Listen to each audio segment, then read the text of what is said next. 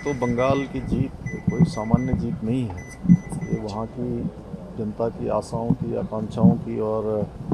हमारे प्रधानमंत्री नरेंद्र मोदी जी के नेतृत्व में जो आज पूरे देश के अंदर डबल इंजन की सरकारें विकास का पर्याय बन चुकी हैं, सुशासन का पर्याय बन चुकी हैं और लंबे समय बाद बंगाल भी उस दिशा में चला है। और यूसीसी उत्तराखंड में 2022 के आम चुनाव में आदरणीय प्रधानमंत्री श्री नरेंद्र मोदी जी के नेतृत्व में उत्तराखंड के जनता के साथ दिया गया वचन था, जो देवभूमि उत्तराखंड में लागू हुआ। और जब ये लागू हो रहा था तो उस समय मैंने कहा था कि जिस प्रकार से गंगा देवभूमि से निकलकर, गौमुख से निकलकर पूरे देश को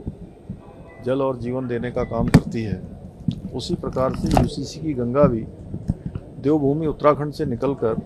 पूरे देश के अन्य राज्यों को भी लाभ देगी और वो अब दिखाई देने लगा है। धीरे धीरे सभी राज्य उस दिशा में आगे बढ़ रहे हैं और हमारे प्रधानमंत्री जी ने भी कहा है कि अब यूसीसी देश की आवश्यकता हो गया। देखिए, चूँकि हमारा राज्य दो अंतर्राष्ट्रीय सीमाओं से लगा हुआ राज्य है और वाइब्रेंट विलेज का जो कॉन्सेप्ट है, भारत सरकार जो आदरणीय प्रधानमंत्री मोदी जी के नेतृत्व में लेकर आई है, निश्चित रूप से जहाँ इससे वाइब्रेंट विलेज जो हमारे सीमांत के क्षेत्र हैं, उन क्षेत्रों में लोगों को उनकी आर्थिकी भी बढ़ेगी, व्यापार के अवसर भी मिलेंगे, पर्यटन, रोजगार, सभी प्रकार के अवसर खुलेंगे और तेज़ गति से उन गाँवों का विकास होगा। तो ये ट्रेड खुलने से निश्चित रूप से एक नई शुरुआत भी होगी। सही समय पर उनकी जो परेशानियां हैं वो दूर होनी चाहिए, जनता की सुनवाई होनी चाहिए और जो हमारे योजनाएं हैं वो योजनाएं समय पर धरातल पर उतरनी चाहिए,